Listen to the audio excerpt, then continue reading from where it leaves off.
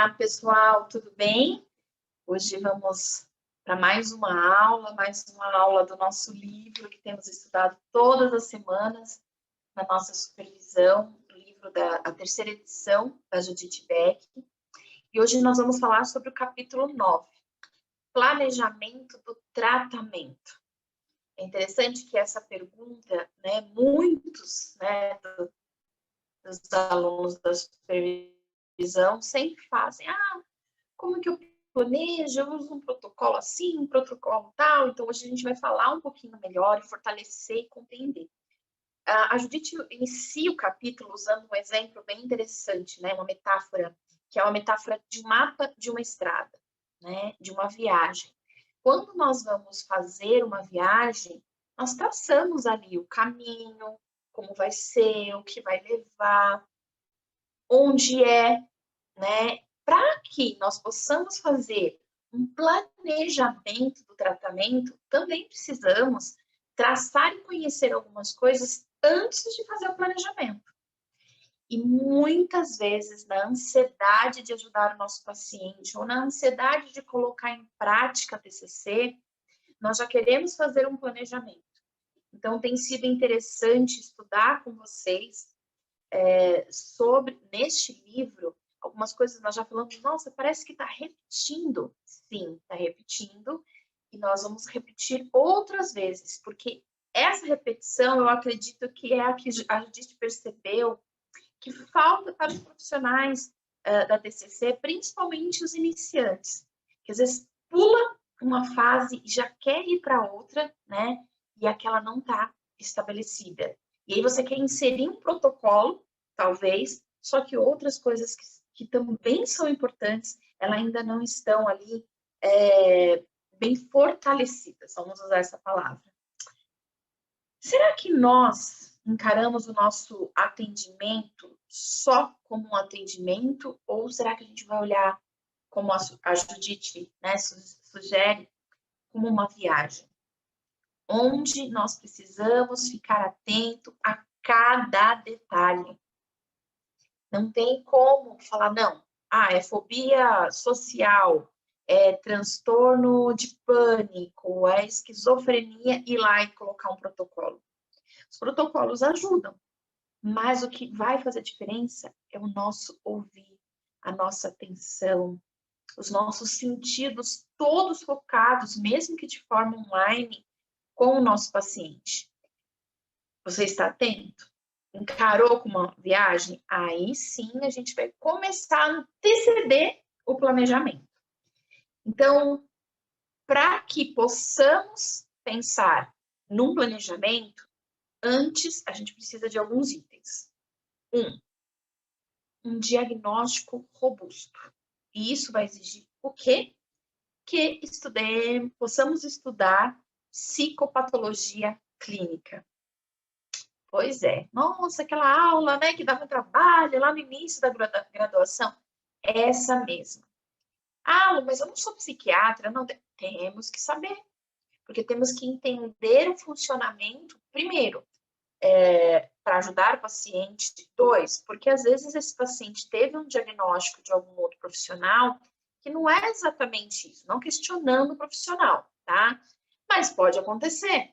Que às vezes ele pega um profissional que foi uma única vez e já deu um diagnóstico. Então, nós temos que estar atentos. Então, estudar a psicopatologia clínica é importantíssima. Principalmente as principais, que é mais comum dentro do consultório, transtorno de ansiedade, transtorno de pânico, bipolaridade, tipo 1, tipo 2, as nuances. Essas são extremamente importantes. Você tem estudado?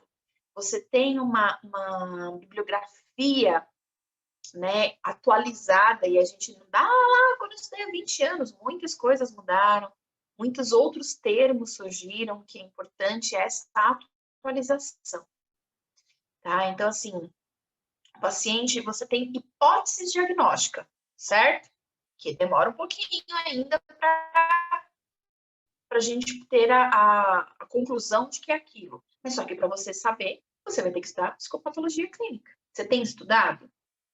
Uma outra coisa que a gente fala todas as nossas supervisões. uma conceitualização sólida. E agora, a positiva e a disfuncional. Você, antes de fazer um planejamento de tratamento para o seu paciente, você tem que ter feito a conceitualização. Você fez? Se você não fez, para tudo, esquece o planejamento de tratamento e foca na conceitualização. Lembrando, conceitualização é essa, que nós já tivemos uma aula, você fecha ela, né? Não fecha totalmente, você constrói ela junto com o seu paciente. E ela pode ir sendo alterada conforme os problemas, os obstáculos, né? E as melhoras que vão surgindo no tratamento. Outra coisa, você está levando em consideração as características do seu cliente, do seu paciente?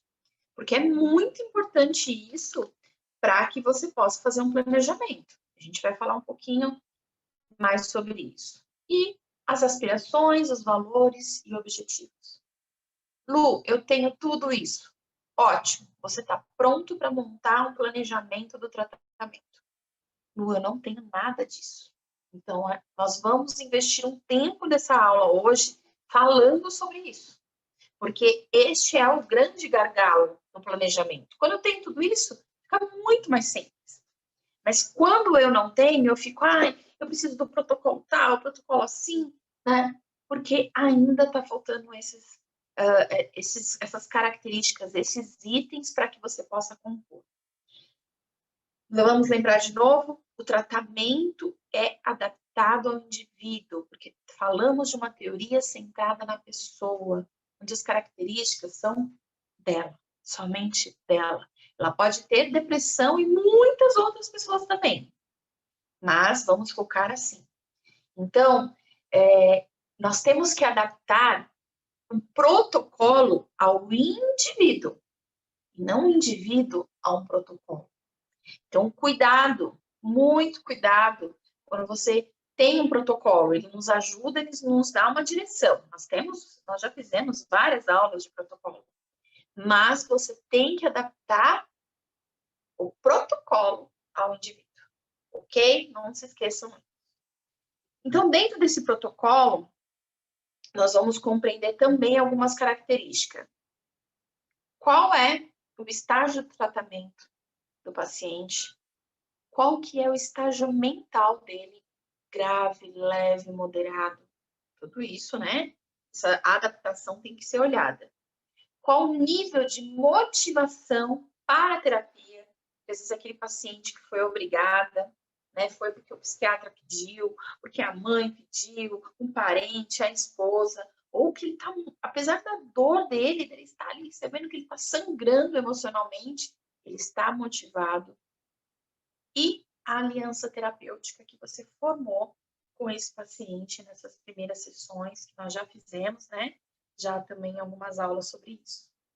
Ok? Então, olha quanta coisa para que eu possa pensar num planejamento de tratamento. Qual que é o nosso objetivo, né? Para que ter um planejamento de tratamento? Facilitar uma remissão do transtorno, melhorar o humor, funcionamento e resiliência e prevenir recaída. E isso a gente vai ajudá-lo com esperança, flexibilidade de como pensar, sentir e agir. Ok? Então, isso é importante. Vou até pegar aqui na página 157, se você tiver com o livro, você pode acompanhar, que é um resuminho, né? Vou fazer mais um resuminho do que nós falamos aqui. Desenvolver uma aliança terapêutica sólida com o cliente, tornar explícita a estrutura e o processo da terapia, né? Quantas vezes falamos, quando nós vamos construir a conceitualização, olha, o caminho que nós vamos tomar é esse, como que você se sente, o que você acha, é assim que nós vamos fazer, esse é onde vamos chegar, dentro dos objetivos que você me passou. Monitorar o progresso semanalmente e modificar o plano de tratamento quando necessário. Ensinar o cliente o modelo cognitivo e compartilhar sua conceitualização com ele. aliviar seu sofrimento por meio de uma variedade de intervenções, incluindo reestruturação cognitiva, soluções de problemas e treinamento de habilidades. Isso em qualquer dificuldade, problema ou patologia que o nosso cliente, paciente possa ter, nós temos que seguir esse caminho. Aumentar o afeto positivo, criando oportunidades para experiências significativas, prazerosas, fortalecedoras do domínio ou sociais. Desenvolver e fortalecer crenças adaptativas, positivas, que temos falado tanto, que a gente tem enfatizado, né? Às vezes a gente esquece, né, de falar isso com o paciente. Positivas do cliente sobre si, sobre os outros e sobre o mundo e sobre o futuro. Lembra daquele exercício que nós já aprendemos de quando nós fazemos a tríade atual do paciente? Nós vamos lá e fazemos a tríade que ele quer que ele seja, e aí a gente traça o caminho. Vai chegar uma hora que a gente vai voltar nessa tríade cognitiva. Olha, será que chegamos a esse ponto? Você que desenhou, você que decidiu. Né? Isso é uma boa adaptação para essa reestruturação cognitiva. Ensinar o cliente a usar a terapia cognitivo-comportamental e outras técnicas, generalizar o uso das técnicas e motivá-las usando no futuro. A TCC hoje, nosso grupo, né, trabalha com a TCC clássica e nós usamos intervenções de outras teorias. A gente não está, ora usando uma teoria, ora usando outra. Não, a gente está aproveitando principalmente as teorias da terceira onda, elas podem auxiliar. E a Judite também tem feito isso. E foi muito legal poder ter esse encontro, né, de informações. Você tem utilizado e aplicado a estrutura básica da TCC antes de fazer o seu planejamento terapêutico? Até para que a nossa supervisão, a nossa mentoria, ela possa fluir, é importante isso, né? Você já deve ter assistido também a aula das técnicas básicas da TCC. Sem elas, a gente não vai conseguir fazer um planejamento, incluir, aplicar um protocolo adequado, né? Então, confere lá, tá tudo certinho? Já tá caminhando? Lu, mas eu já tô há 2 meses para o meu paciente entender o que é o modelo cognitivo. Faz parte, né? Lembra que nós falamos das características desse paciente? Tem paciente que vai demorar um dia, tem paciente que vai demorar meses, até anos.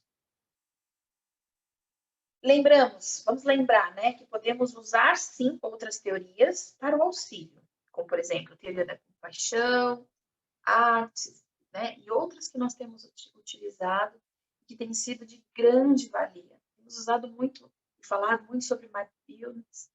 Então, usar esses recursos faz parte do processo para a gente poder oferecer o nosso melhor para o paciente, ok?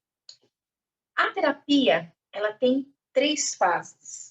Vamos lá na página... A gente vai avançar um pouquinho aqui para depois retornar. Então, se você estiver com o livro, na página 173. Nós já falamos disso também em outras lições. Sessão, né? As 3 fases. Parte inicial. Quando nós conduzimos a verificação de humor, medicação, tratamento, definimos pautas, pedimos uma atualização do que aconteceu, positivo e negativo, e aí a gente prioriza uma pauta, ok? Então, quando a gente vai estabelecendo essas fases, fica mais fácil lá na frente para o nosso planejamento. A parte intermediária, né, quando se pode trabalhar acima de uma pauta, mas fazer um resumo e fazer uma intervenção. Final da sessão, sempre resumir a sessão, revisar o nosso plano de ação. Então, quando estamos colocando fases, a gente faz na sessão, a gente também vai fazer fases para o tratamento total, ok? Então, inicialmente no tratamento total, A gente vai identificar os sintomas, né? Tentar reduzir o abandono terapêutico, porque às vezes acontece, e aumentar a emoção positiva do paciente durante o tratamento para que isso não aconteça, para que ele não abandone. Ok? Então, isso normalmente nas 2, 3, 4 primeiras sessões, a gente precisa ter muito foco nisso. O que você está sentindo? Vamos tentar te ajudar nesse momento, eu vou te ajudar e você vai se ajudar, sempre lembrando daquela fala colaborativa. Intermediária, que é a que dura o maior tempo. Ir na direção dos objetivos, enfatizar o fortalecimento das crenças adaptativas. Lembra daquele quadro que nós fizemos, que tinha as crenças disfuncionais e as crenças adaptativas? Nós vamos reforçar. Olha, Abe, né? Vou usar o exemplo. Você tem uma crença de desvalor muito forte, mas nós vamos trabalhar para uma crença de valor adaptativa. E é possível, você consegue chegar.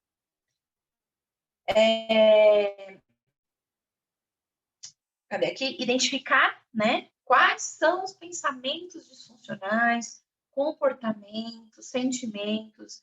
Você precisa ter muito claro quais eles são, e aí sim você vai aplicar as técnicas, ok? Então, essa intermediária, ela pode durar um bom tempo. E final, é o aumento da ênfase na preparação do término. A gente vai fazer usar diversas técnicas, exercícios, conversas, para preparar o paciente para o término do tratamento, caminhar, ver se ele já caminhou para os objetivos dele, como ele está fazendo, verificar o bem-estar dele, resiliência, se ele é capaz de já fazer o próprio plano de ação. É tão lindo, né? Quando o nosso paciente fala, olha, eu estou com tal problema, mas se eu fizer isso, eu acredito que vou me sentir melhor, vou pensar desta forma. Dá uma emoção, né? Quando o paciente faz isso. Então, você já sabe que você está chegando próximo ao término. Né? Vem também muito se pergunta, quando eu dou aula, qual fase você está com o seu paciente? Então, para que você comece a fazer o planejamento, você já tem que sair da inicial e estar entrando na intermediária, porque você tem bastante material para fazer esse planejamento. Criando um plano de tratamento, mais um item aí. Para começar a criar seu plano de tratamento, repetindo de novo, né? Considere as características, preferências, cultura, idade, orientação religiosa ou espiritual. Ah, Lu, mas ele é ateu. É uma crença, né? É a forma como ele vê e o quanto eu preciso compreender, entender e ter empatia por isso. Etnia, status socioeconômico, deficiências, gênero e orientação sexual. Você tem tudo isso anotadinho lá no seu prontuário? Todas essas informações, elas estão muito claras para você? Quais o seu paciente tem? Quais ele é? Para você começar a criar o seu plano de tratamento? Já tem? Ótimo. Vamos então para o próximo. Uma observação antes. Mesmo com todas as observações, né, e formulações, o paciente pode aderir ou não.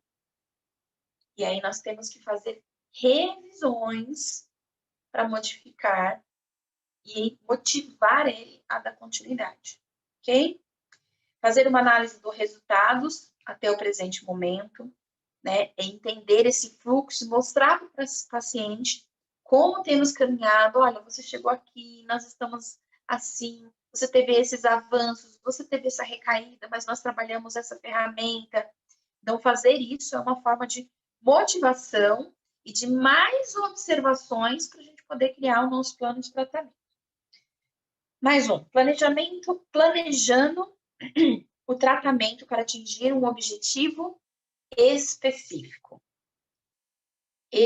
A gente vai até usar o caso do Abe aqui na página 160. Se você quiser, vai lá no seu livro e vamos juntos.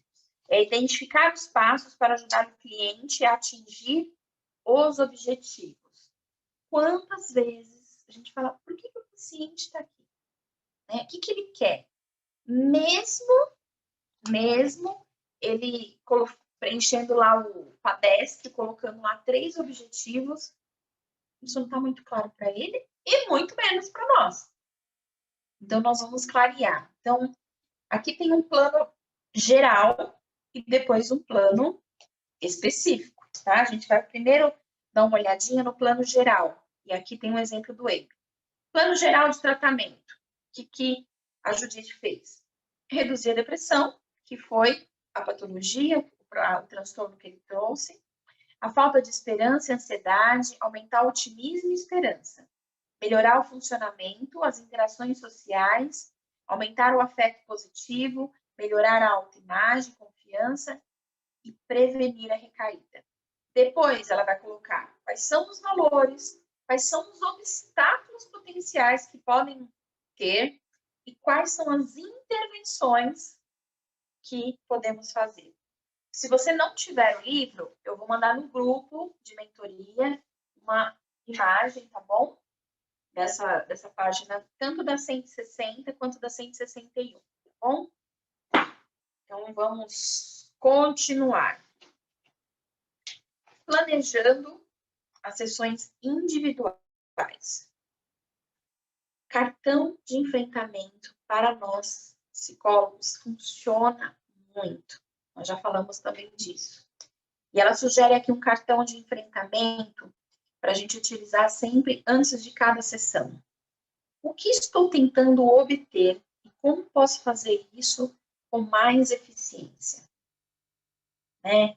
Então, existe uma lista, né? Eu dei uma resumida aqui, né? Mas tem várias informações aqui nesse capítulo que a gente precisa fazer antes de iniciar a sessão para que possamos construir um plano de tratamento, planejamento de tratamento adequado, ok? O que aconteceu na sessão passada? E eu não sei se já aconteceu com você.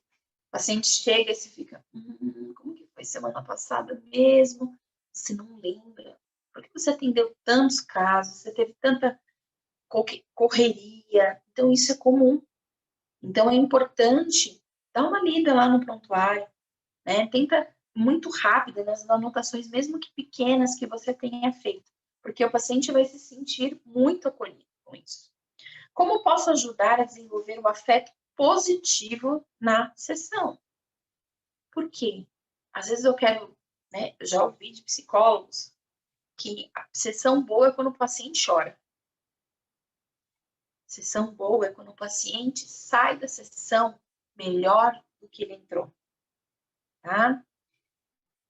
Qual nível cognitivo nós estamos? Né? Esse paciente ele já tem conhecimento, aderência, total capacidade de reconhecer o que pensa, o que sente, o que faz? Quais são as mudanças comportamentais que temos que trabalhar? Quais são as habilidades que temos que reforçar ou introduzir? Tudo isso está no livro, tá, gente? Qual foi o nosso último plano de ação? Sabe quando você fala, o meio da tarefa foi feito, né? Você verificou? Eu tenho que verificar o humor do meu paciente na sessão. Uma breve revisão por semana e, às vezes, é necessário comparar com outras. Olha, semana passada, como foi, né, o seu humor durante essa semana? Ah, foi muito bom. Nossa, você percebeu que faz 3 sessões seguidas que você fala que o seu humor está muito bom?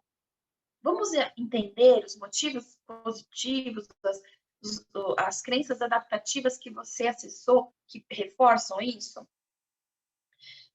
Pontos positivos e negativos da semana, verificar se é aplicável, né? Uso de medicação, ou se é um paciente que usa algum tipo de drogas, ou se ele faz algum tratamento que precisa ser muito contínuo, né? Que é importante. Vou dar um exemplo. Às vezes é um atleta que precisa fazer fisioterapia, mas por conta da depressão ele não consegue fazer a fisioterapia. Então, a gente acompanha isso também, porque para ele voltar a ser atleta, a fisioterapia vai ser fundamental. A pauta que o paciente quer trazer essa semana, revisar se esse plano de ação foi útil, Qual o objetivo do cliente de trabalhar hoje esta pauta? Às vezes ele vai trazer pautas que faz muito sentido para ele e a gente vai ajudá-lo a construir. Então, eu estou muito triste porque uma pessoa da mídia faleceu. Você ficou triste? O que isso afetou, né, na sua história, na sua vida, na sua doença? Não afetou nada. Que bom. Então, isso demonstra que você está tendo uma melhora, uma capacidade. Mas nós podemos trabalhar uma outra pauta. O que você acha? Então, sempre com acolhimento, lógico. Fazer uma estratégia para esses objetivos que o paciente trouxer, escolher técnicas, monitoramento do processo, né? Que pode ter sido por aplicativo, pela agenda, e o que eu devo fazer para melhorar a sessão com este paciente. Nós já falamos sobre isso, gente, em outros vídeos, mas eu ainda percebo uma dificuldade do terapeuta estar compreendendo isso. Talvez pela correria do dia a dia, né, pela ansiedade, porque nós também somos bastante ansiosos, mas importante. Quando a gente toma a decisão de focar em um problema ou um objetivo, tem pacientes que falam, eu só quero trabalhar isso. Então, essa decisão, ela é tomada de forma colaborativa, né? E muito crítica dentro da sessão. Porque, às vezes, o paciente não tem essa consciência, mas nós podemos ajudá-lo a compreender isso. Então, ele está falando, eu fiquei triste porque alguém faleceu da TV, porque eu vi isso. Então, vamos falar sobre tristeza? Como você lida com a tristeza que você vê na TV, por exemplo? A gente já focou em um objetivo, ok? Pense, em que problemas objetivos podemos trabalhar que te ajudarão a se sentir melhor hoje? Quando o paciente, eu não sei nem o que eu vou falar na sessão hoje. Então, pensa, o que vai fazer, o que podemos trabalhar que você saindo daqui hoje, você vai se sentir melhor? Pronto. Ele provavelmente vai te trazer as coisas mais simples, as coisas mais complexas, mas tem a ver com a necessidade dele. Depois que nós identificamos o problema ou o objetivo, né? Porque às vezes o objetivo é, eu quero falar sobre a prova do Enem, né? A gente está próximo aí, eu quero falar sobre uma prova do Enem. Então, nós decidimos, então vamos falar sobre isso. Então, vamos ver quanto tempo e esforço nós vamos dedicar para isso. Então, vamos usar a sessão toda, além da sessão, mais o plano de ação e talvez outras sessões, e explicar para o paciente, olha, esse caminho, às vezes, ele é longo, ele é mais curto, então vai demandar tanto tempo. Tudo bem para você? Vamos juntos nessa? Então, sempre perguntar para o paciente, você trouxe uma pauta, mas qual é o objetivo desta pauta? Por que você está falando do falecimento das pessoas da TV que te interfere? Qual é o seu objetivo aqui? A gente precisa ajudar o nosso paciente a aproveitar também melhor o tempo, principalmente os profissionais que atendem plano de saúde, que muitas vezes a sessão é muito curta, muito rápida. Focar dessa forma vai fazer com que o objetivo seja muito mais atingido. Eu já contei para vocês. O que me levou para a TCC foi justamente quando eu comecei a atender convênio. Porque eu tinha ali um tempo menor e dentro do modelo que eu usava, né, anteriormente, eu não conseguia o paciente sair aflito da sessão. E eu também. Então, eu fui buscar novas teorias que eu pudesse ser um pouco mais objetiva, mas assertiva. E a TCC me ajudou muito nisso. Ajudando o cliente a identificar uma situação problemática. Ajudar a identificar a situação pode ser o primeiro caminho para a compreensão dos seus sentimentos angustiantes. Sabe quando o paciente fala, eu não sei o que eu estou sentindo, eu só sei que eu estou triste, que eu estou mal, uma sensação de que algo vai acontecer. Então, nós vamos ajudá-lo Como a gente pode fazer isso? Uma lista de várias situações que ele consegue se ver provocando esse sentimento, por exemplo, de angústia. Atravessar a rua, conhecer alguém novo, entrar num lugar muito público, né? Então, isso pode ser muito, muito, muito útil. O mesmo processo pode ser usado para ajudar o cliente a determinar qual parte de um problema aparentemente pesado é mais angustiante. Então, vamos falar, olha, eu estou muito angustiada por conta do meu casamento. Ok? E qual é a parte do seu casamento que te deixa mais angustiada? Quando ele viaja muito. Tá? E o que você pensa quando ele viaja muito? Que ele me abandona, que eu não sou prioridade, e aí a gente vai diminuindo. Tudo isso está indo para onde? Lá para a nossa conceitualização. E aí vai virar um plano de tratamento. Ok? Estou indo lá na página 169. Espera aí, 168, que eu vou trazer algumas dicas aqui que eu quero ler com vocês. Algumas vezes você não consegue avaliar facilmente o quanto um objetivo será difícil de alcançar, ou qual a chance de uma discussão desencadear uma crença nuclear dolorosa. Nesses casos, inicialmente, você pode focar em um objetivo, mas colaborativamente decidir mudar para o outro objetivo quando perceber que suas intervenções não têm sucesso, porque às vezes não tem, tá? Isso não quer dizer que seja uma falha sua. Ou que o cliente está experimentando um maior estresse, não intencional. Como você verá na seguinte interação que tive em uma sessão inicial com a Maria, que é um outro personagem que a Judite traz. Fala da Judite. Ok. Você disse que gostaria de conhecer mais pessoas, Maria. Já tinha discutido isso como um objetivo, como uma pauta.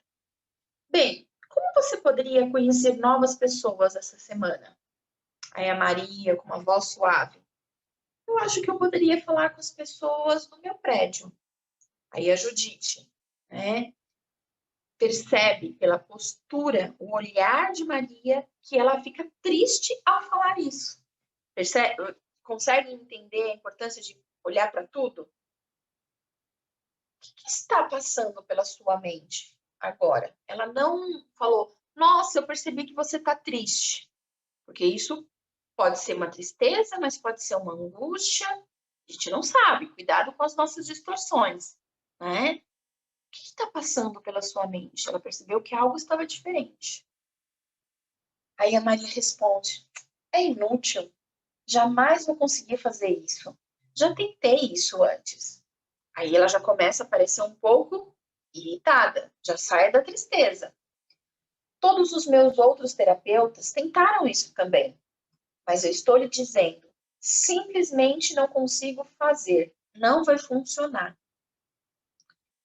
Levantando a hipótese a partir da repentina mudança de afeto negativo, ou seja, ela estava num afeto suave, mas quando a gente entrou naquela pauta, ela mudou para um afeto negativo de Maria e de uma crença nuclear que foi ativada. Então, fala, poxa, ativou aquela crença, desamparo, desvalor ou desamor do paciente.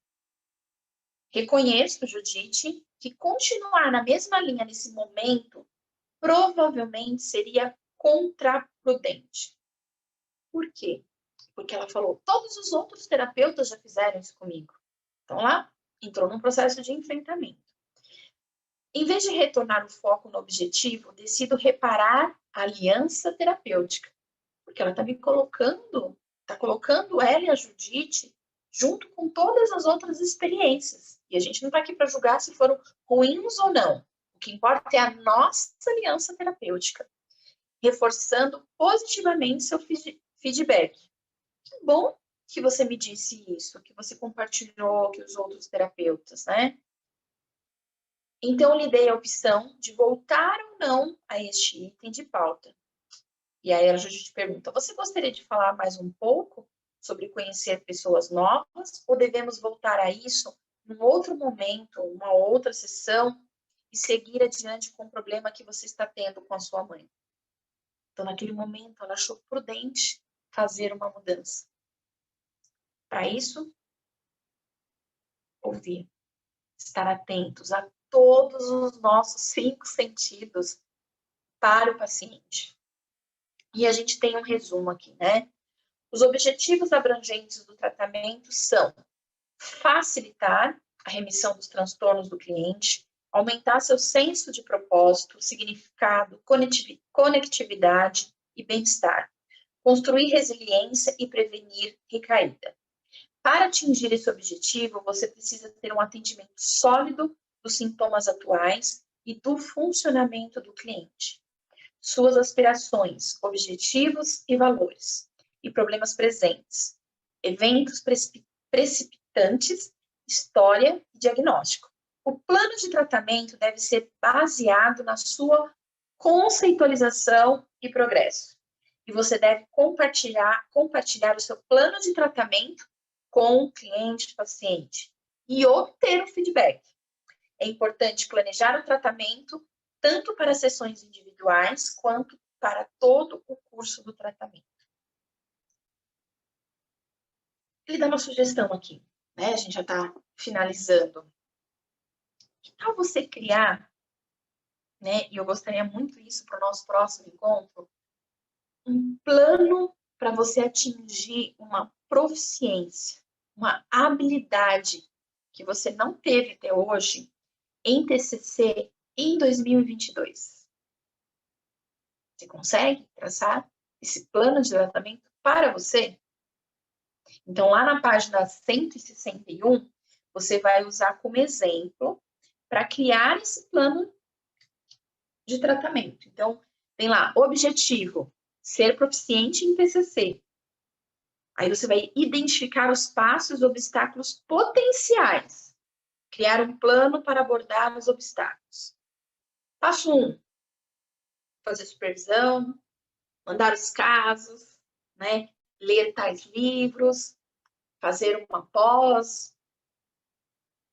Mas quais são os obstáculos que eu posso encontrar para que isso aconteça? Eu não consigo enviar os meus casos. Então, eu tenho que identificar o que está acontecendo, né? E qual é o plano para superar todos esses obstáculos que você colocou? Passo 2, passo 3. Então, assim, e aí você vai colocando até criar uma fortaleza para você conseguir fazer. E é isso que nós fazemos com os nossos pacientes. Tem o passo 1, passo 2, passo 3. A gente sempre usa o exemplo da escada, né? Pessoal, essa aula, quando a gente fala assim, tá, Lu, e o planejamento? Pois é, depois que eu fiz tudo isso, eu vou conseguir entender que eu tenho um paciente com depressão, que pensa desta forma, que se eu pegar um protocolo, eu vou ter que adaptar desta forma, porque eu conheço meu paciente. Esse é o planejamento. Né? E não pegar um protocolo e introduzir ele na vida do nosso cliente, paciente. Não, é o contrário. Se vocês tiverem alguma dúvida, se vocês tiverem alguma pergunta, eu estou, né, tanto eu quanto a Rê, estamos à disposição. É só mandar, pode mandar lá no nosso grupo, ok? Espero que tenha ficado claro e precisando de alguma coisa, só chamar que a gente responde, tá bom? Obrigada, pessoal.